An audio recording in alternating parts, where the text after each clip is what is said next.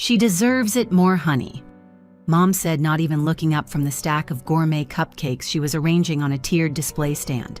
"Jessica's always been more dedicated to her studies. You've always had other interests." The words landed like a slap I hadn't braced for. I stood there, still in my scrubs, my medical school diploma barely a week old, framed and fresh, trying to process what I'd just heard.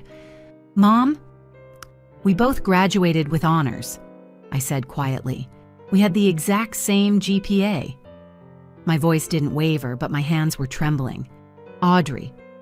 She sighed, finally glancing up with that same cool look I'd grown up with. "Your sister doesn't have a wealthy mentor like Dr. Flemington taking an interest in her future. You've had advantages Jessica didn't." I almost laughed. Not out of humor, out of disbelief. Dr. Vivian Fleming wasn't some trust fund savior. She was my research advisor, and I'd earned her mentorship through 2 years of 80-hour weeks in the lab while Jessica was skiing in Aspen with our parents. My advantage, working myself to exhaustion, while Jessica had every emotional and financial resource handed to her on a sterling platter. "So I'm being punished for finding my own opportunities?" I asked, my tone calm too calm. Behind me, Dad stepped into the kitchen, placing a comforting hand on Mom's shoulder. "No one's punishing you, Audrey," he said with his usual dismissive calm. "We're just being practical. Jessica needs more help. You've always been more resourceful." Resourceful. That word. The same word they'd used when they skipped my undergrad research symposium to fly cross-country for one of Jessica's volleyball tournaments. The same word they used when Jessica got a new Volkswagen on her 21st birthday, and I got a $50 Shell gas card. Tomorrow was Jessica's debt-free celebration party, a rooftop soiree in downtown Detroit. Classy, extravagant, undoubtedly expensive, funded entirely by our parents. They'd invited the entire extended family, our med school faculty, even the dean. The invitation read, "Celebrating Dr. Jessica Collins, debt-free and destined for greatness." No mention of me. No acknowledgement that we'd crossed the same finish line. I grabbed my bag. "I've got an early shift tomorrow at the hospital." Mom's voice chased me as I walked toward the door. "Will you still make it to Jessica's party?" Not for me, not out of concern, out of fear I'd make Jessica's moment less perfect. "I'll be there," I said, even as the thought made my stomach twist. As I slid into my car, my phone buzzed. A message from Dr. Fleming need to speak urgently about the Patterson Fellowship. Big news. My heart skipped. For weeks, I'd waited to hear back about the most competitive neurosurgical research fellowship in the country, Johns Hopkins. Only one graduating student nationwide would get it. Was this it? I stared at the message, and in that quiet moment, sitting alone in my car, headlights glowing against our suburban driveway, I realized something chilling. My parents' favoritism wasn't just unfair, it was about to become publicly humiliating, and there was absolutely nothing I could do to stop what came next. But I had no idea just how far it would go. The next day came faster than I expected. The morning sunlight felt sharper, more judgmental, like even nature was bracing for the evening ahead. I arrived at Dr. Fleming's office just after 10 a.m., nerves twisting in my chest. Her door was already open. "Audrey," she said, standing that familiar spark in her steely blue eyes. "Sit, I have extraordinary news." My heart hammered. The committee made their decision on the Patterson Fellowship. I held my breath. "They've selected you." The words hit like lightning. I blinked. "Congratulations, Dr. Audrey Collins, you're going to Baltimore." Joy, disbelief, validation. It all crashed over me in a wave so intense I forgot how to speak. Dr. Fleming smiled. "You earned this," she said firmly. "Your research on neurovascular regeneration after traumatic injury was groundbreaking. The committee was especially impressed by your dual method approach, combining surgical innovation with pharmacological treatment. That kind of insight doesn't come from textbooks, Audrey. That comes from you." The fellowship came with everything housing stipend, full salary, and total loan forgiveness. I would be debt-free, just like Jessica, but through my work, my mind. there's more. Dr. Fleming continued, her tone shifting slightly. I've been invited to Jessica's celebration tonight. Your parents extended the invitation to faculty. My heart sank. I'd like to announce your fellowship news there if you're comfortable with that. I froze. My gut clenched. I don't know, I admitted. It's Jessica's night. My parents might see it as me trying to steal her spotlight. Dr. Fleming tilted her head, a faint frown on her lips. Audrey, she said, her voice firmer now. I've seen how your parents speak about you, how they've minimized your accomplishments and inflated your sisters. This recognition, it needs to be heard. And sometimes the only way for something to be acknowledged is for it to be public. I swallowed hard. She was right. If my parents found out in private, they'd downplay it, reframe it as a fluke, a lucky break. Okay, I said softly. You can announce it. As I walked back to my car, my phone buzzed again. Jessica, Mom's going overboard for tonight. It's embarrassing. Wish she put this much effort into celebrating both of us. See you there, Har. I blinked. Jessica. Acknowledging the imbalance, that was a first. Before I could reply, another message lit up the screen.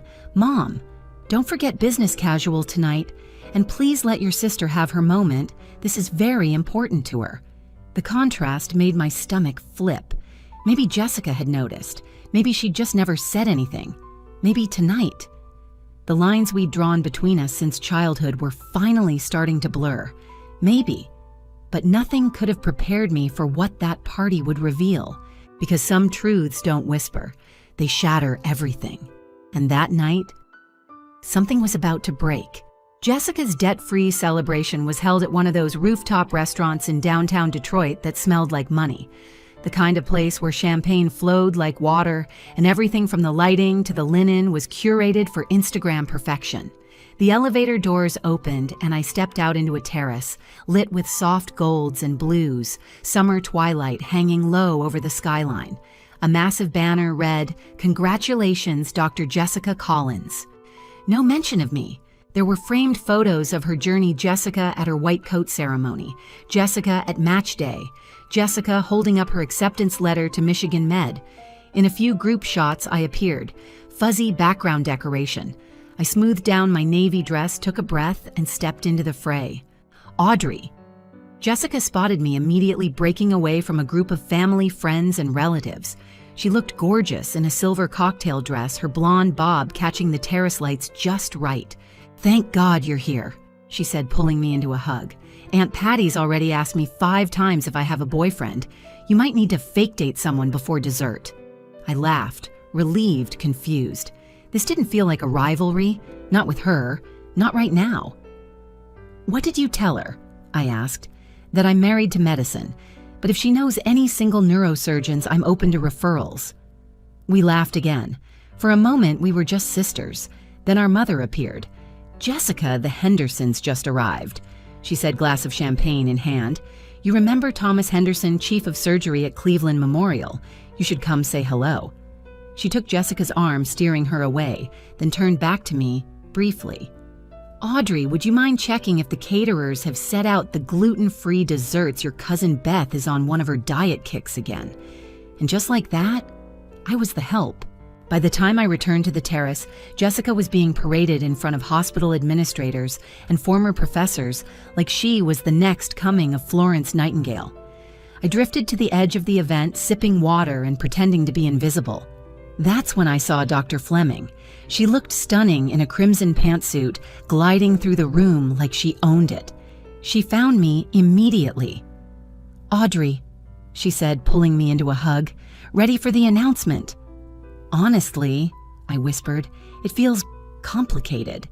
She surveyed the room, the banners, the cake, the slideshow.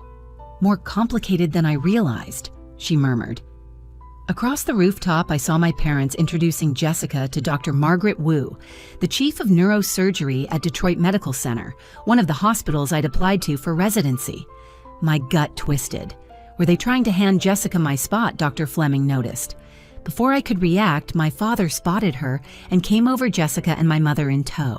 Dr. Fleming, he said, smiling wide. So thrilled you could join us.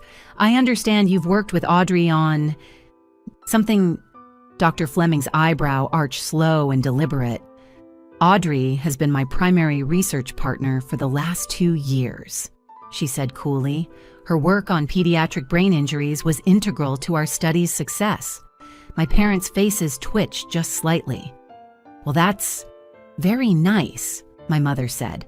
Jessica's also done neurosurgical research. In fact, Dr. Wu was just saying how impressed she is with Jessica's residency application. I blinked. Jessica hadn't done neurosurgical research. Her focus was neuropsychiatry. My parents were lying right to a top program director's face. Dr. Fleming smiled, but there was steel in her voice. That's surprising. I was under the impression Jessica's interests were clinical psychiatry, not surgical interventions. Silence? Thick? Awkward? I looked at Jessica. She wasn't gloating. She looked uncomfortable. Something in the room had shifted, and the truth. The spotlight wasn't Jessica's anymore. It was mine, but I hadn't even begun to realize how big that spotlight was about to get. Dinner had begun. The guests were seated at long candlelit tables on the rooftop terrace. My parents were at the head table, of course, flanked by Jessica, our grandparents, and Dr. Wu. I was placed 3 tables down, next to Cousin Beth and her boyfriend of the month, surrounded by distant relatives who barely remembered my name, close enough to hear my father's booming voice, too far to be part of the conversation. We always knew Jessica was destined for greatness, he was saying to Dr. Wu, even when they were little. Jessica was our ambitious one, driven, focused. Every word was a scalpel, precise, deliberate. I stared down at my plate, appetite gone. Across the room, Dr. Fleming met my eyes. She gave me the faintest nod, reassurance or permission. The silverware clinked. The breeze swirled softly over the city lights, and then my father stood up, tapping his glass.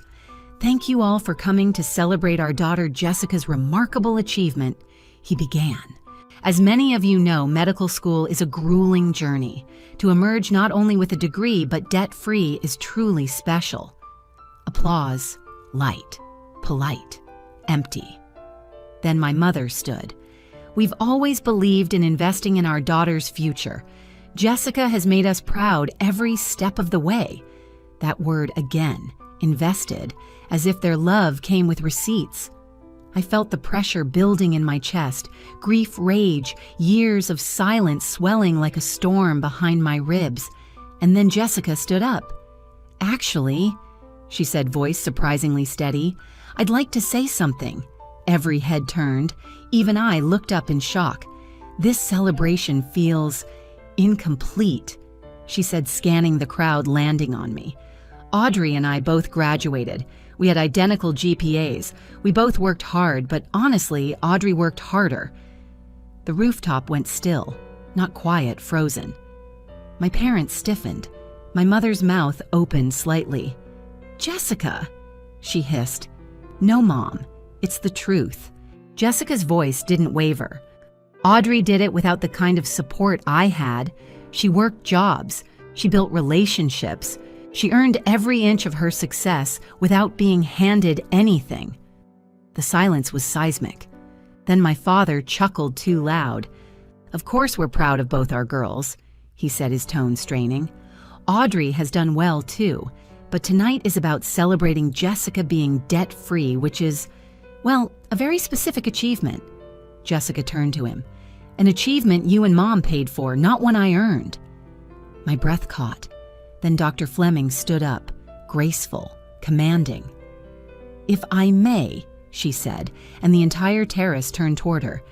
This feels like an appropriate time to share some news about Audrey Collins. My parents turned pale.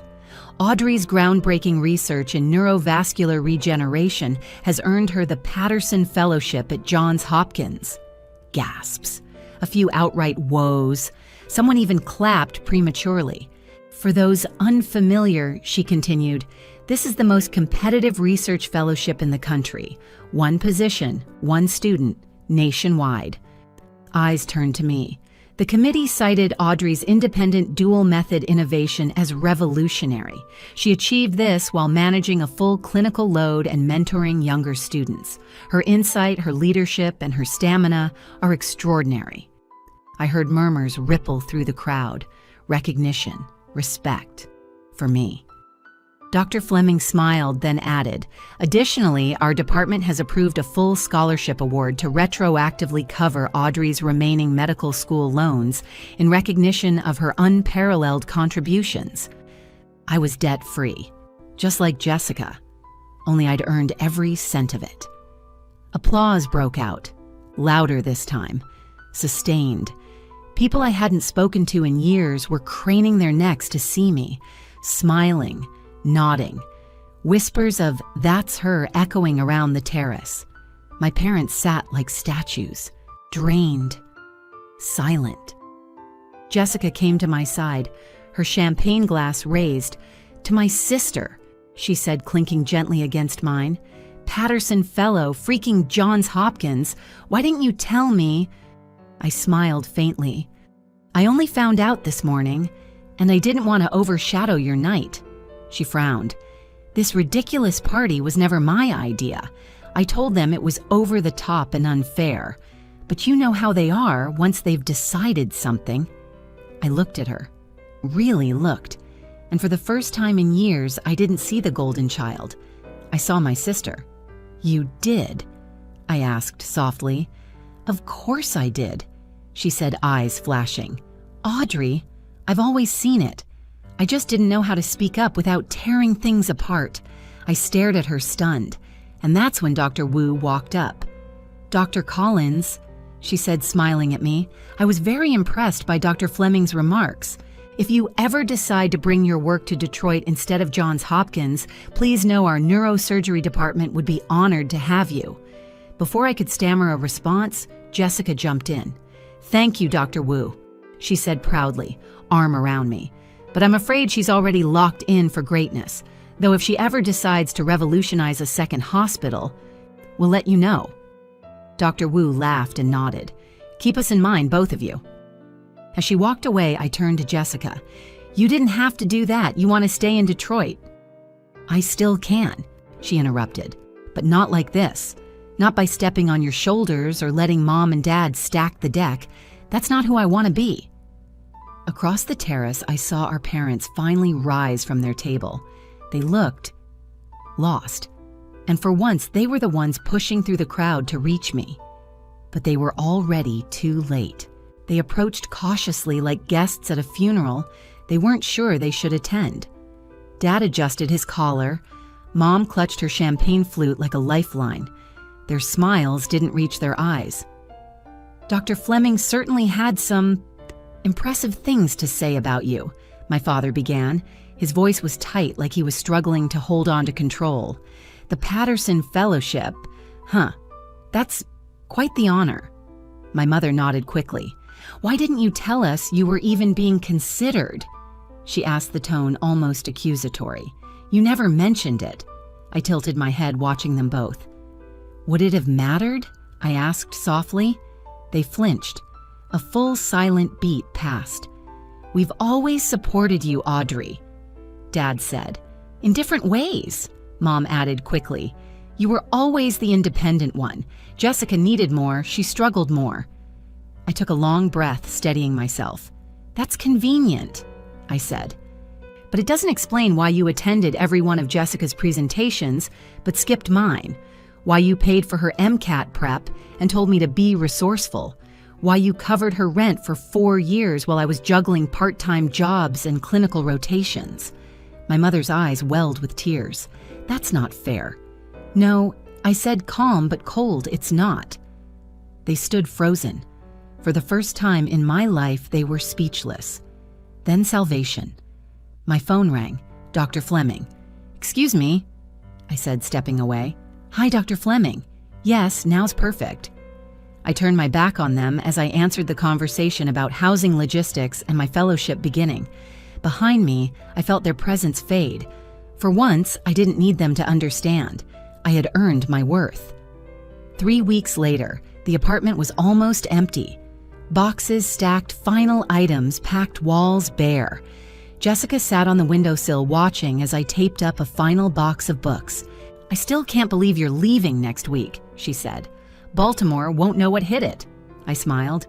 "Neither will you once you're doing triple overnight rotations in psych." She laughed, but then her face sobered. "I've been thinking about what Mom and Dad did, or didn't do, I guess. For so long I thought I was lucky because they focused on me, but now I think they actually held me back." I sat beside her. "You didn't do anything wrong, Jess." She shook her head. "I didn't do enough right either. I should have spoken up years ago. I saw it. I just didn't know how to fix it." "You did," I said quietly. "That night, you fixed it." She gave a small smile. "Mom keeps crying. Dad's telling everyone about his brilliant daughter at Johns Hopkins like he personally discovered you." I snorted. "Let them talk. It doesn't matter anymore. Their approval, it used to feel like oxygen. Now it just feels like noise." She nodded slowly. "So, what happens with us now?" I reached over, took her hand. "We find our own way, not the version of us they wrote, the one we write ourselves." Her grip tightened. "I'd like that." "Me too." Outside, the moving truck pulled up to the curb. Inside, I finally exhaled. For the first time in years, the silence didn't feel like a punishment. It felt like peace. The morning I left Detroit, the sky was overcast, one of those soft gray clouds kind of days that felt more like a sigh than a storm. Jessica stood by the curb as the movers loaded the last of my boxes into the truck. She held a to-go coffee in one hand, my favorite order written neatly in Sharpie on the side, for Dr. Audrey Collins, world changer. "I'm going to keep this in my office," she said, holding up a framed photo of the two of us at our med school white coat ceremony. "For when patients ask if I have a superhero sibling." I smiled. "Just tell them I'm the quiet one who works in the shadows. Batman of brain science," she teased. Something like that. The final box was sealed, the apartment echoing with the absence of everything familiar. Jessica walked me to my car. "I keep thinking about how much time we lost," she said softly. "Letting them define who we were to each other, letting them make you invisible so I could shine brighter. I don't want that anymore." I placed a hand on her shoulder. "Neither do I," she blinked fast. "Baltimore better know how lucky it is. You better text me before your first overnight rotation melts your soul." We hugged tight, real and unspoken. And then I got into my car. As I pulled away, I glanced once in the rearview mirror. Not at the building, at Jessica. At the version of her who finally saw me. At the version of me who had stopped waiting for our parents to. Baltimore was a blur at first, new city, new rhythms, a whirlwind of responsibilities that made medical school look like a dress rehearsal. But I flourished. The Patterson Fellowship was more than prestigious, it was liberating. I led early-stage research into regenerative pathways for pediatric brain trauma. I published 2 co-authored papers by the end of my second month. Dr. Fleming continued to mentor me long distance, and eventually I mentored others. I stopped looking over my shoulder, stopped comparing, stopped waiting, until one day in late fall I received a letter. It was from my parents. Inside were 2 things. A short handwritten note in my mother's delicate cursive. "We're proud of you. We're sorry it took us this long to say it out loud." A birthday card from when I was 10, one I'd never seen. On the inside was a check long expired and a note that read, "Jessica, we're so proud of our shining star. Love, Mom and Dad." They must have found it while cleaning out old files. Maybe they meant to show me. Maybe they wanted to apologize. Maybe it didn't matter anymore. Because for the first time, I didn't feel crushed by that kind of memory. I felt free from it. The following spring, Jessica came to visit me in Baltimore. We walked along the harbor, 2 doctors finally talking like sisters. She told me she'd taken on a new residency initiative, her idea, her leadership, no parental hand-holding. I told her about the new clinical trial I was leading. We laughed about our old arguments. We cried once briefly when we both realized how much we had missed in each other's lives. But mostly, we walked forward, together. Because sometimes, the greatest revenge isn't a confrontation. It's a life fully lived without apology. It's finding your own light even when your family insists on standing in your shadow. And it's knowing deep down that you don't need anyone's permission to shine. Not anymore. Have you ever been the overlooked one in your family? Did you fight to be seen or choose to walk away and build your own life? Share your story in the comments below, and don't forget to like and subscribe for more powerful stories of resilience, revelation, and redemption. You matter. Even if they never said it, you were never invisible.